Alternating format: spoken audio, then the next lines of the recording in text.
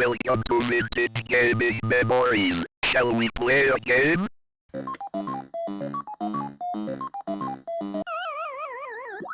Hello everyone, thanks for stopping by to check this video out. Let's just get right into it. It's taken some time for me to obtain this, only because many of these were in nasty condition. You have to remember that these were held against people's waxy ears while they might have spit talked into the mouthpiece. Then you have to add on that this was probably caked in for over 40 years. But hopefully this isn't the case for this one, because this looked pretty good online, and it also comes with the full box intact with the instructions. Yep, this is the original 1980 Pac-Man telephone by Bally Midway. Let's open this up and check it out.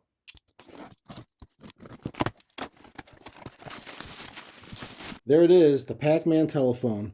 You probably recall seeing this before, I'm sure. Box is pretty good condition. Wow, that picture sure screams out 1980s.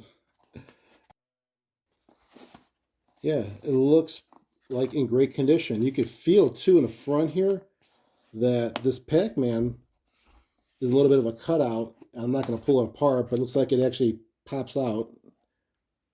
We'll take a look from the inside. And let's open it up. So, there's the perforated, I guess, cut of the Pac-Man design in front. So here are the instructions. Awesome condition.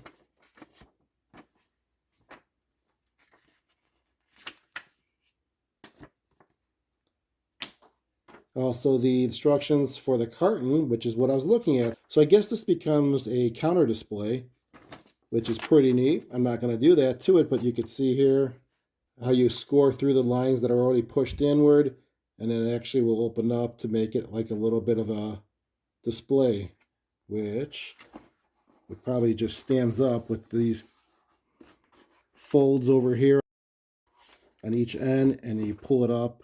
It'll look pretty cool, I guess, if you want to make this into a stand, but I'm not going to do that. Let's continue with what's inside and what we were looking for. Here it is. Pac-Man himself. Like I said, it was looking to be in really good condition from the listing. Labels intact on the bottom. Often I see these all scraped up or scratched, so I'm glad to see this one's there, and you can see the actual model number, the manufacturer code, which is kind of on an angle. You can see the 8241. And then what's important, does this hinge work? Sure does. There's even a phone number, which we won't call. Probably out of service. Anyways, it does look pretty good. A little bit dirty, which I'm going to clean up. Obviously, I didn't expect to be totally clean. I will take care of that. And I think these hinges work pretty good. I mean, it sure does close nice. All right. And then, of course, we have our phone cord, which we'll try that out. I'll show you what I have in mind. All right, so I did a little bit of an edit there, you might have noticed. I stopped it right after I touched the phone cord because this was really nasty. And it wasn't nasty because it was dirty. It was more nasty because it's 40 years later and the material used to make the covering, the rubber covering on the cord, deteriorated and became slimy. I've had that experience with another vintage gaming system, which was the Odyssey, with their power cords. Both of them, two different ones I had. So it's not something unusual to see, as well as the actual controllers, I believe. I just wiped it down really good, and now it's just perfect. There's nothing coming off. It's not greasy. It's not shiny. And that was all that was. So I needed to do that first. But getting back to this, I then decided to go ahead and let's clean up the actual phone itself, which I did. And I did take out the little label there with the phone number because you could still see it. It's pressed in on there, and I didn't want the number to be shown in case it was active by someone today. But let's look at the phone. Let's see how it turned out. Now I did put the hinge back on. These two hinges can break easily and often are broken on the ones that are for sale. Because basically, when you do close this, it shouldn't close fully. It should close a little bit with the gap shown. And if you push it too far, you'll break the hinge, which I think many people do. When you do close it, it's ready to receive a call. When you open it, that's how you answer a call or to make a call. So I'm going to leave it in the open position for now. But just give you a look at how nice it came out with the shine and the details. I mean, this is a pretty good pickup, I'd have to say. The rubber bottom is still there, really nice intact. And the features of the phone itself, it's pretty simple. You know, you have your basic 10 numbers to dial. The left side is a special feature, which is the mute. And on the far right, the LND means last number dial, basically a redial. And that's all you really need to know. Well, this little plunger of a sort right here, when it's pressed down, occurs when you close the phone, because that's how you actually end a call. Not much more to show you. I mean, it did turn out great, I have to say. I think these numbers look nice. They were very dirty, but that's expected. So was the mic when you speak into, as well as the air for the audio side of it to listen into. But for the most part, it didn't look as bad as many that I've seen online. So now all we have to do is test this out. Yep, we're going to make a phone call. So let me get this plugged in to my landline and let's make a phone call.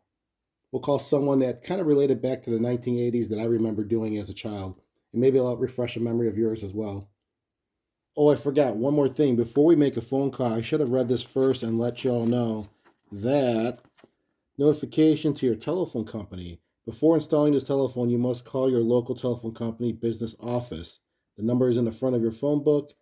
Tell them the line to which you will connect the telephone, that is, your phone number, and the telephone's registration number and ringer equivalence number from the label on the bottom of your telephone. Yeah. Do you remember doing that? I've never did that back in the 80s, but I guess I didn't follow directions. All right, I think we're ready now to test this out with a landline just to see if it actually works. I have my RJ11, not 45, because that would be a data.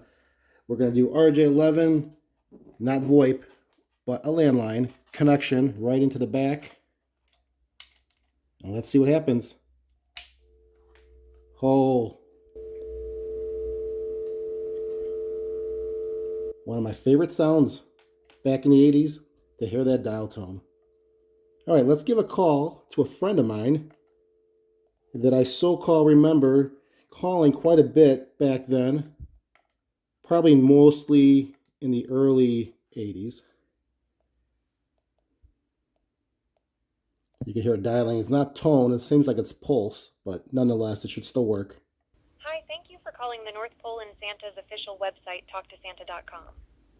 I am Elf Lisa.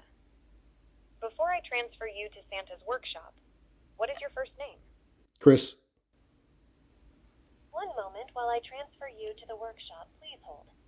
Hi, you have reached Santa Claus. I am sorry, but I am currently in my studio recording voice messages to send to children. Okay, well, that's not the same one I would have called before, because that's a little bit more formal. Let's try a different one.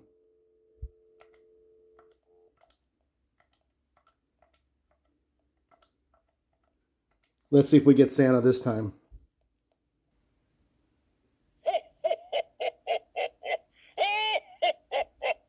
Merry Christmas! This is Santa Claus, and you have reached my personal hotline.